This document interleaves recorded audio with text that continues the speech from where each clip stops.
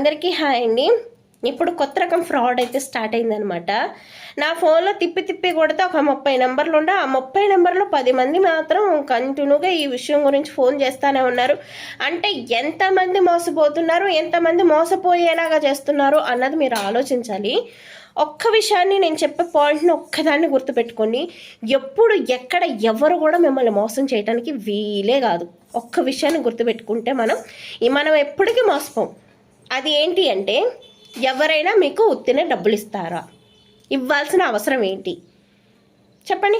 మన అన్నయ్య కాదు, మన బంధువా కాదు, మన స్నేహితుడా కాదు. ముక్కు మొహం తెలియని వ్యక్తి వచ్చి మీకు డబ్బులు ఊరికే ఇస్తానంటే ఎలా మీరు నమ్ముతారు? ఎలా మీరు అందులో పెట్టుబడి పెడతారు? ఆ ఒక్క విషయాన్ని ఆలోచించండి. ఎవరికి ఉత్తినే డబ్బులు ఇవ్వరు. అలాగే ఇంకో విషయాన్ని, ఇప్పుడు 5 సెంట్ల భూమి మీరు కొన్నారు. మీరు 5 సెంట్ల భూమి కొని అవతల వాళ్ళకి లీజుకి ఇచ్చారు. అంటే ఎవరి దగ్గర అయితే మీరు స్థలం కొన్నారో వాళ్ళకి లీజుకి ఇచ్చారు. లీజుకి ఇచ్చినందుకు నెలకి ఇంత అమౌంట్ అని మీకు ఇస్తున్నారు.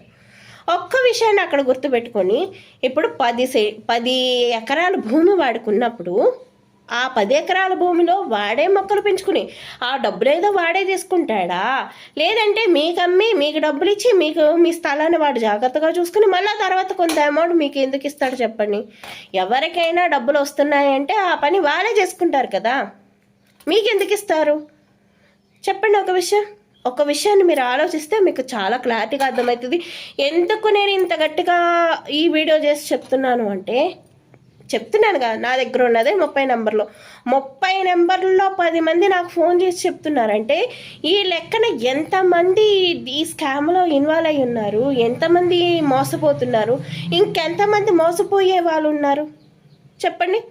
ఒక్క క్షణాన్ని ఆలోచించండి. 10 ఎకరాలు ఉన్నాయి. ఆ 10 ఎకరాలు 5 ఎకరాలు అమ్ముకుని అంత అవస్థపడే బదులు ఆ 10 ఎకరాల్లో వాళ్ళే పెంచుకుని వాళ్ళే డబ్బులు తీసుకుంటారు. కానీ మధ్యలో నిన్ను ఎందుకు పెడతారు?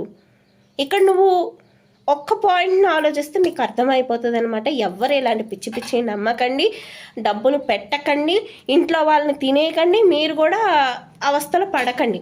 ఇప్పుడు ఆడవాళ్ళకు వచ్చిన జాడ్డం ఏంటంటే, ఎవరైనా ఏదైనా చెప్తే అది అక్కడ వినేసి వదిలేయం మనం. ఇంక చెవులకి ఎక్కిచ్చేసుకుని ఇంట్లో ఉన్న వాళ్ళని పోరు పెట్టేస్తూ ఉంటాం. ముఖ్యంగా ఆడవాళ్ళని వీళ్ళు టార్గెట్ చేసుకుని ఎర్రి గొర్రెలను చేస్తున్నది. ఆడవాళ్ళే ముందుగా మేల్కోండి, ఇలాంటి వాటిల్లో ఇన్వాల్వ్ కాకండి. మీ భర్తలను ఇన్వాల్వ్ అవుతున్నా కూడా వద్దయ్యా, మనకెందుకు, మనదేదో మనం చూసుకుందాం, మనకు వచ్చింది చాలు అన్నట్టుగా ఉంటేనే మన జీవితాలు సుఖంగా సాఫీగా వెళ్తే పిల్లలతోనూ హాయిగా ఉండొచ్చు. ఇలాంటి స్కాముల్లో ఇరుక్కోకుండా అర్థం చేసుకోండి. ఆడవాళ్ళకి మాత్రమే చెప్తున్నాను, ఎందుకంటే వాళ్ళే ఎక్కువగా మోసపోయేది కాబట్టి.